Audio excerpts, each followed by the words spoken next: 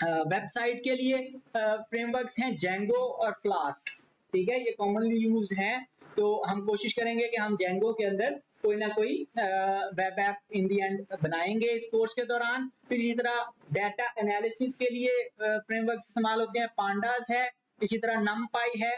तो data analysis में मसलन आपने ग्राफ्स बनाने हैं या आपने मसलन एवरेज कैलकुलेट करनी है, आपने और कोई डाटा में देखना है कि मसलन किस उम्र के लोग ज्यादा मेरी ऐप को इस्तेमाल कर रहे हैं, किस उम्र के लोग कम इस्तेमाल कर रहे हैं। तो इस तरह की इंफॉर्मेशन के लिए आपको डाटा एनालिसिस के फ्रेमवर्क्स इस्तेमाल करने पड़ेंगे। इसी तरह मशीन लर्निंग के लिए टेंसरफ्लो है और साइकिट है, ठीक है। तो इनकी मदद से आप मशीन लर्निंग या आर्टिफिशियल इंटेलिजेंस से मुतालिक काम कर सकते हैं, यानी कि कंप्यूटर को कोई चीज सिखा सकते हैं और फिर कंप्यूटर उसके मुताबिक आपको चीजें लर्न करने में, मतलब आइडेंटिफाई करने में मदद देता है। मिसाल के तौर पे आपको कौन सी है, नेटफ्लिक्स है, ठीक है। आप नेटफ्लिक्स के ऊपर एक फिल्म देखते हैं, दूसरी फिल्म देखते हैं, तीसरी फिल्म देखते हैं, तो 3-4 फिल्में देखने के बाद वो आपको खुद से सजेस्ट करना शुरू कर देता है कि अब ये वाली फिल्म देखना। अच्छा चले नेटफ्लिक्स तो थोड़े यूट्यूब के ऊपर भी यही होता है, आपने एक वीडियो देखी, आपने दूसरी वीडियो देखी, तो उस तरह की और वीडियोज आना शुरू हो जाती हैं। तो वो कैसे आ रही हैं, उसको क्या पता है कि ये नेक्स्ट वीडियो आपको पसंद आ जाएगी, तो वो मशीन लर्निंग की बुनियाद पे गूगल का या यूट्यूब का जो एल्गोरिदम है वो लर्न कर लेता है कि इस बंदे को ये पसंद आया, ये पसंद आया, इसका मतलब है ये चीजें भी सारी इसको पसंद आएंगी, तो इसको यहीं पे बिठाई रखो, ठीक है। तो वो मशीन लर्निंग कैसे काम करती है, वो टेंसर फ्लो और साइकिट के जरिए से आप कर सकते हैं। इसी तरह ऑटोमेशन के काम है। ऑटोमेशन में मिसाल के तौर पे आप चाहते हैं कि अपनी फ्रेंड लिस्ट में से सारे लोगों की तस्वीरें डाउनलोड कर लें, ठीक है, सबके नाम और तस्वीरें डाउनलोड कर लें। अब आपकी फ्रेंड लिस्ट है 3000 अफराद पर मुश्तमिल, तो वो एक एक को जाके तस्वीर सेव, एक एक को जाके तस्वीर सेव, तो आप बोर हो जाएंगे, थोड़ी देर में आप हिम्मत हार जाएंगे। तो आप चाहते हैं ऑटोमेटिकली ये काम हो जाए, तो उसके लिए आप इस्तेमाल कर सकते हैं ऑटोमेशन के टूल्स। वो कौन कौन से हैं, मसलन सेलेनियम है, वेब ब्राउजर को ऑटोमेट करने के लिए इस्तेमाल होता है, यानी कि आपने ब्राउजर के अंदर फेसबुक खोल ली, फिर उस पर इधर क्लिक करें, फिर यहाँ से इमेज सेव करें, फिर यहाँ क्लिक करें, अगला बंदा आ जाएगा, फिर इमेज सेव करें, तो वो ऑटोमेटिक काम होता जाएगा। इसी तरह ब्यूटीफुल सूप है, तो वो भी HTML और XML डॉक्यूमेंट्स, यानी कि वो वेब पेजेस को उसमें से कोई डाटा कॉपी, मतलब उसका नाम, उसके दोस्तों की लिस्ट आपने निकालनी है, इस तरह की कोई इंफॉर्मेशन स्टोर करनी है, तो वो सारा आप सेलेनियम और ब्यूटीफुल सूप की मदद से कर सकते हैं, ठीक है। अब यहाँ पर आपको कुछ सैंपल कोड दिखाए हुए हैं। लेफ्ट वाले पैनल में आप देखें तो एक कुछ कोड लिखा हुआ है और फिर वही कोड C++ में लिखा हुआ है, ठीक है। अमूमन हमारे यहाँ पर होता क्या है कि हमारे यहाँ पर मतलब आप BScs करें या BSIT वगैरह करें, तो वहां पर C++ सिखाई जाती है, पाइथन नहीं सिखाई जाती, ठीक है। लेकिन आप यहाँ पर कोड देखें तो ये वाला जो है ये अच्छा खासा लंबा लिखा हुआ है और सेम वही चीज यहाँ पे लिखी हुई है, तो आप देखेंगे वो कितना थोड़ा है, ठीक है। तो कम अल्फाज में वही काम अचीव कर रहे हैं जो यहाँ पर आप वो इतनी लंबी चौड़ी कहानियां लिख के कर रहे हैं, ठीक है। इसी तरह यहाँ पर पाइथन में ये कुछ कोड आपको दिखाया हुआ है, तकरीबन 10 लाइनों में है। वही काम जावास्क्रिप्ट में तकरीबन 13 लाइनों में लिखा हुआ है, ठीक है, थोड़ा सा टेढ़ा मेढ़ा सा लग रहा है। और जावा में वही जो है वो उससे भी ज्यादा 15-16 लाइनों में लिखा हुआ है, ठीक है। तो कोड की कॉम्प्लेक्सिटी बढ़ती जाती है मुख्तलिफ लैंग्वेजेस के अंदर, ठीक है। तो वो कंपैरिजन में बता रहा है कि अगर आप प्रोफेशनली कुछ लिखना चाहते हैं तो आप 2 मिनट के अंदर वही कोड पाइथन के अंदर लिख लें, या अगर आपने जावास्क्रिप्ट में लिखना है तो वो 2.5 मिनट तकरीबन लग जाएंगे। और अगर आपने टाइम जाया करना है, सिर्फ बैठ के दिखाना है कि मैं कुछ कर रहा हूँ, ठीक है, और उसके आपको बैठे बैठे रहने के पैसे मिलते हैं, तो फिर आप जावा में लिखें। तो सबसे स्लो मतलब लंबी कहानियां उसमें लिखनी पड़ती हैं, तब जाके काम अचीव होता है, ठीक है। तो कहने का मकसद है कि पाइथन में शॉर्ट चीज लिखेंगे तो ज्यादा आप अचीव कर सकते हैं कम वक्त में। अच्छा, फिर नेक्स्ट, अब क्या मुझे पूरी प्रोग्रामिंग लैंग्वेज आना जरूरी है? तो बिल्कुल भी जरूरी नहीं है।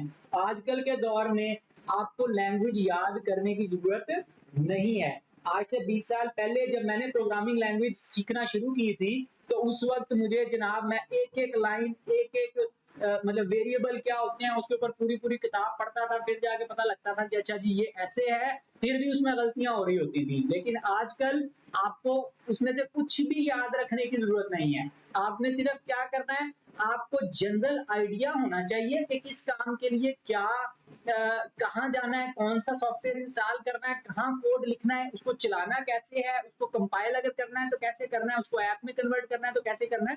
यानी आपको जनरल चीजें पता होनी चाहिए, एग्जैक्ट कोड आपको लिखने की जरूरत नहीं पड़ती। क्यों? क्योंकि चैट जीपीटी आ गया। चैट जीपीटी का कितना को पता है?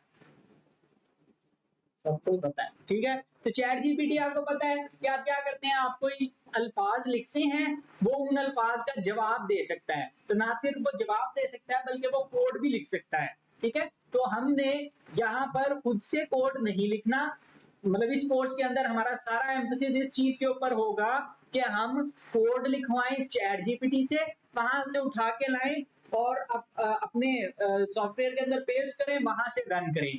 हाँ, अलबत्ता आपको कोड की इतनी समझ लाजमी होनी चाहिए कि आपको पता हो कि आपने 10 सफ़ों का जो कोड लिख लिया है, आपने एक बड़ी सी ऐप बना ली है, अब जो अगली लाइन आपने चैट जीपीटी से लगवाई है वो डालनी कहाँ पे है, या वो जनाब उसने अपनी कोई अलहदा कहानियां चैट जीपीटी ने शुरू कर ली, तो फिर उसको और इसको आपस में जोड़ना कैसे है। तो वो कोड की समझ होगी तो आप कर सकते हैं। ये नहीं है कि सारी पूरी गेम आपने बनानी है तो वो सारी गेम चैट जीपीटी लिख देगा तो आपकी चल जाएगी, नहीं, आपको समझ होनी चाहिए। तो उसकी वजह से क्या होगा, मिसाल के तौर पे आज से 3 साल पहले जो चीज मैं महीने में बैठ के बनाता था, अब मैं वो 2-3 दिन के अंदर चैट जीपीटी की मदद से बना लेता हूँ, ठीक है। तो यानी कि आप काम करने की स्पीड और एफिशिएंसी आपकी बढ़ गई चैट जीपीटी की मदद से, लेकिन उसके बावजूद ये नहीं है कि कोई मैट्रिक पास उठेगा और वो आकर कोड लिखना शुरू करेगा और वो जनाब क्या उसको कहते हैं, वो मतलब नेटफ्लिक्स या उबर को मात दे देगा, ऐसा नहीं होना, ठीक है। वो जो समझदार डेवलपर होगा उसको पता है कि मैं चैट जीपीटी को अपने फायदे के लिए कैसे इस्तेमाल कर सकता हूँ।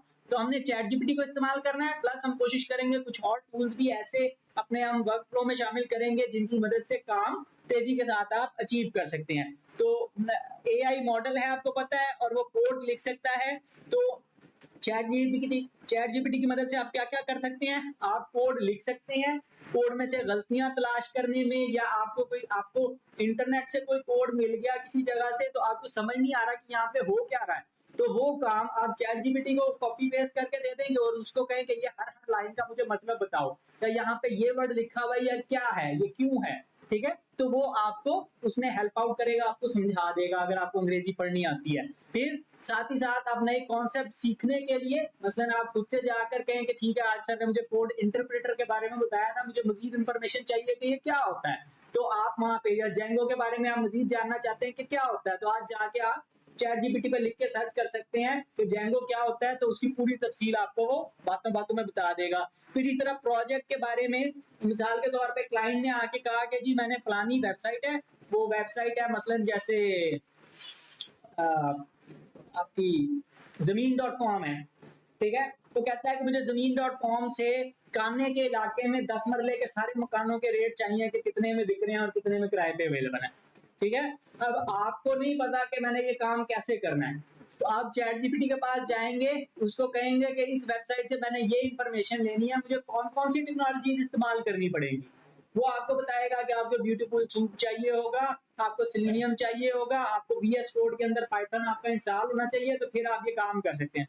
फिर आप मुझे बताएंगे अच्छा हाँ ठीक है, अब मैंने या वहां पे सर्च बॉक्स दिया हुआ है, उसके अंदर मैंने काना लिख के सर्च करना है, तो वो उसके लिए कोड आपको स्टेप बाय स्टेप लिख के देगा, फिर उस कोड को जोड़ के आप कुछ बना सकते हैं, ऐप बना सकते हैं जो काने के सारी इलाके की वो निकाल के ला सकती है, ठीक है। तो आप यानी कि मुख्तलिफ तरीकों से, सिर्फ यही नहीं है कि कोड आप उससे लिखवा सकते हैं, बल्कि उसके मुख्तलिफ एस्पेक्ट्स के ऊपर आप चैट जीपीटी से हेल्प ले सकते हैं। उसके बाद भी अगर आपका दिल नहीं भरता है तो फिर आपके पास और बहुत सारे रिसोर्सेज हैं जहां से आप पाइथन के बारे में मजीद फर्दर स्टडी कर सकते हैं। मिसाल के तौर पे सिंटैक्स समझना है या लाइब्रेरीज के बारे में डिटेल इंफॉर्मेशन चाहिए, मॉड्यूल्स के बारे में, तो आप पाइथन की ऑफिशियल डॉक्यूमेंटेशन है docs.python.org, वहां पर जाकर मतलब आपको किसी चीज का सिंटैक्स समझ नहीं आ रहा है कि ये काम कैसे करते हैं, मतलब प्रिंट की स्टेटमेंट कैसे करते हैं या यूजर से इनपुट कैसे लेनी है, तो आप वहां से भी जाकर पढ़ सकते हैं। इसी तरह एडवांस लेवल के कोर्सेज आप कोर्सेरा और एडेक्स से कर सकते हैं। इसके ऊपर अगर आपको अंग्रेजी समझ आती है तो आप दुनिया की टॉप यूनिवर्सिटीज के कोर्सेज, मतलब अगर आप अगले 6 महीने के लिए फारिग हैं तो आपको चाहिए कि आप 2-3 कोर्सेज वहां से लाजमी करें, ठीक है। तो बिगिनर से लेकर एडवांस लेवल तक के वहां पे कोर्सेज मिल जाते हैं, फ्री मिल जाते हैं।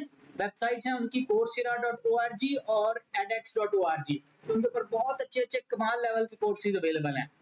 इसी तरह जो सबसे ज्यादा मजेदार काम है करने वाला वो है इंटरेक्टिव प्लेटफॉर्म्स हैं। इंटरेक्टिव प्लेटफॉर्म से मुराद है कि ऐसे वेबसाइट्स हैं जहां पर आप जाकर कोड लिख सकते हैं, उसको चला सकते हैं। वो आपको कोई चैलेंज देंगे कि जी ये मक्खी यहाँ पे है, आपने कोड को इस तरह चेंज करना है कि मक्खी वहां पे जाके बैठ जाए। तो आप उसको जनाब उसमें कोड को आपने पढ़ना है, समझना है, उसमें मॉडिफिकेशन करनी है, चला के देखना है कि अचीव हुआ है नहीं।